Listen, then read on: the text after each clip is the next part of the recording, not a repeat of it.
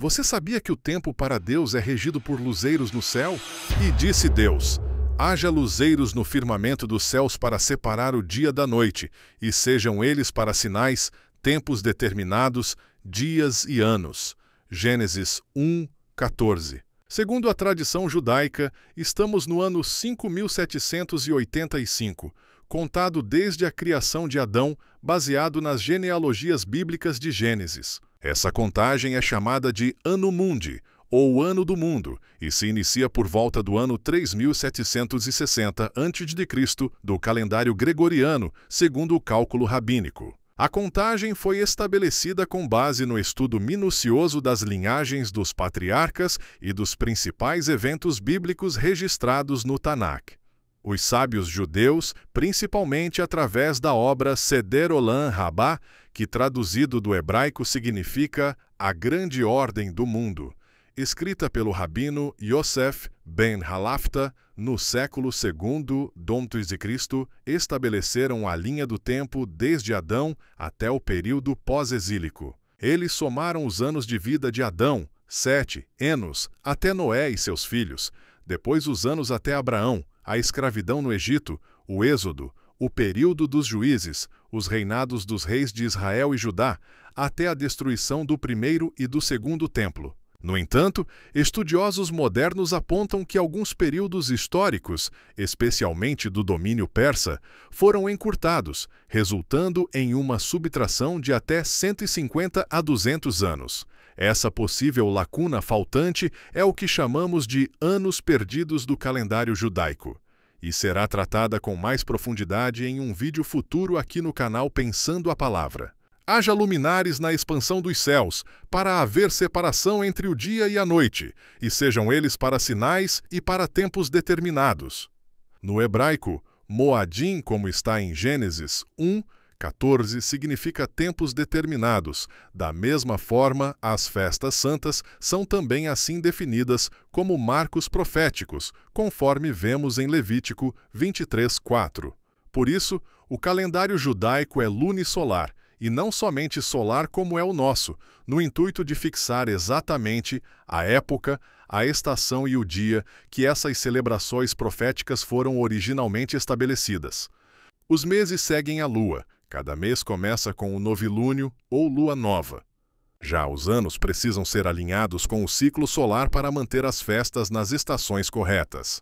Assim, o desafio do calendário judaico é que um ano lunar tem cerca de 354 dias, já um ano solar tem cerca de 365 dias. Ou seja, a cada ano, o calendário lunar atrasaria cerca de 11 dias em relação às estações.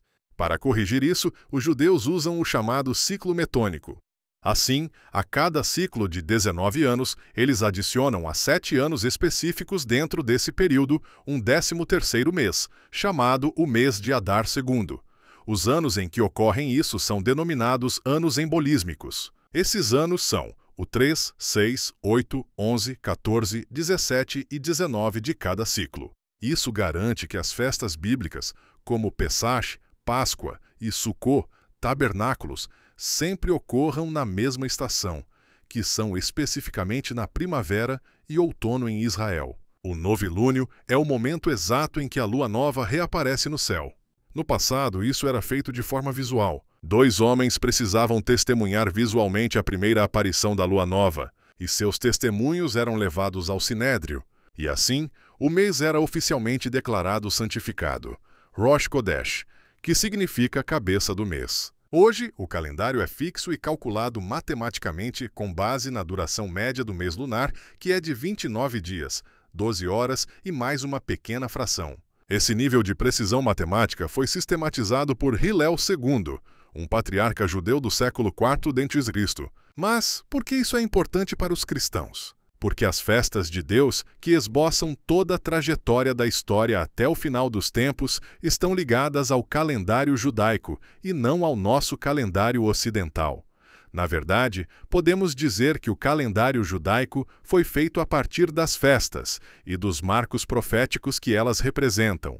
Jesus morreu em Pessach, ressuscitou nas primícias e o Espírito foi derramado em Pentecostes. As próximas festas, trombetas, expiação e tabernáculos, apontam para eventos futuros ainda não cumpridos do livro de Apocalipse.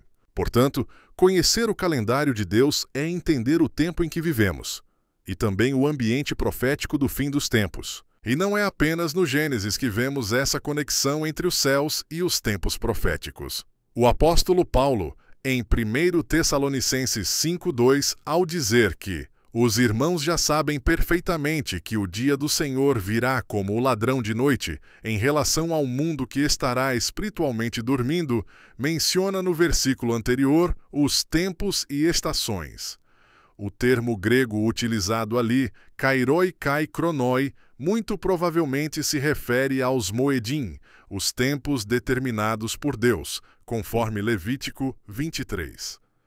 Paulo pressupõe que os crentes entendem os ciclos do Senhor, revelados no calendário que ele mesmo instituiu. Enfim, o que podemos dizer é que Deus colocou os luminares no céu, não apenas para iluminar, mas também para governar os tempos e anunciar seus propósitos. E você, está acompanhando o relógio de Deus e os tempos determinados?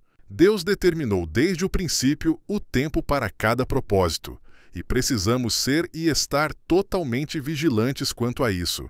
Canal Pensando a Palavra, Reinaldo Barros.